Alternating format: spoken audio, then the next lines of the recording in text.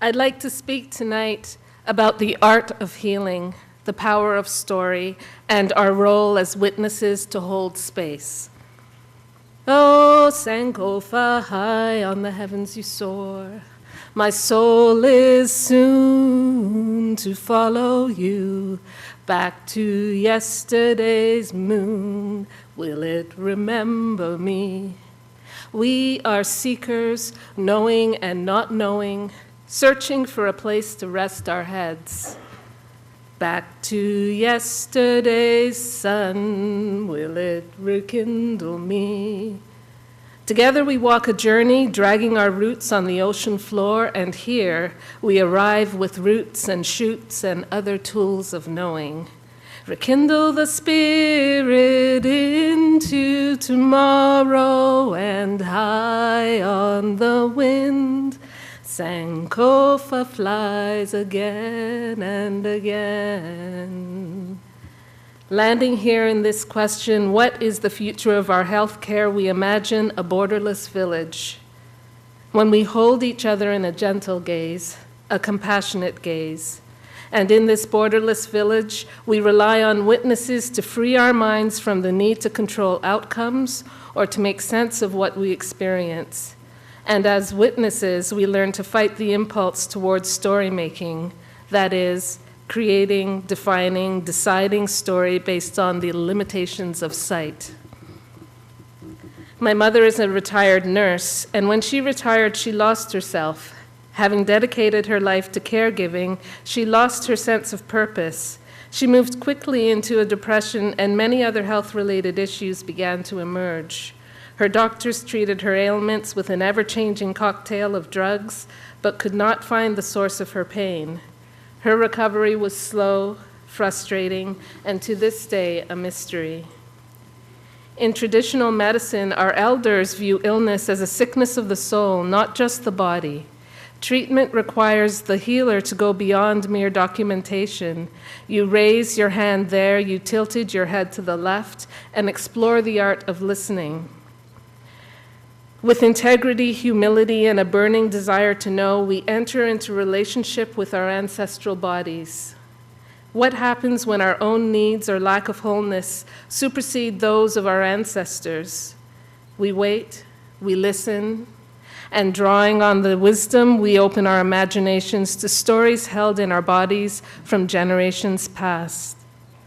Sometimes the separation between imagination and intuition follows a tradition of compartmentalizing our creative abilities and sources. In other words, separating our head, our heart, our body, and spirit without acknowledging the dynamic exchange between them. And this can limit our ability to wait and receive the gifts that come from listening with our whole being. When I moved to Vancouver 4 years ago to take over Urban Inc. Productions, I arrived with 3 burning questions with respect to my Indigenous self. Question 1, if indigeneity were linked to water instead of earth, how would that change one's sense of rootedness?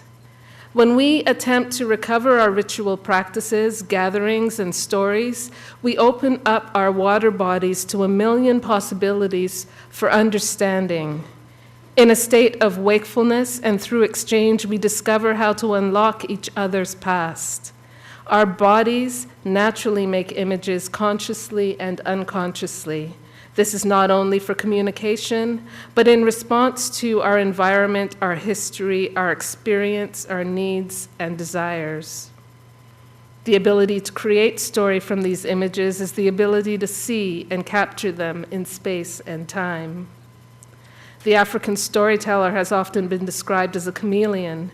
Sing out the tempo of loketo, turn left and right, she, he changes with the shape of each story by bending his, her, self in service. This ability to adapt one's essence, one's very being, can have positive and negative implications. Question 2, drawing on the spirit of our ancestors and the shared world, how do we retrieve the commonality that is at the base of our experience? When we put ourselves into a situation when and where our creative bodies and breath and voice and mind can thrive, a state of letting go, we begin to tap into an abundant source of inspiration. We carry a legacy.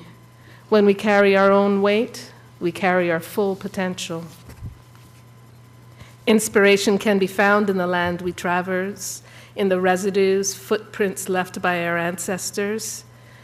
We need to learn to let go of listening the way we've been taught and let go of seeing the way we've been taught. How do we consciously recognize new places of commonality, and what is the role of the unconscious? We carry a legacy. When we carry our own weight, we carry our full potential. We reach this potential when we open our mind's eye to all that we hold. We realize, through recognizing our shared legacies, that we live in an intersection of time between past, present, and future. We carry story. We make story. We witness story. When we honor each other's ancestries, rituals, protocols, values, we become better aware of the intersections, commonalities, and differences across community. There are stories, under skin, mingled in blood, buried in bones and breath. We have a responsibility to carry these stories, deepen our footprints, and provide a clear path for those that follow. Sankofa flies again and again. Sankofa flies again and again.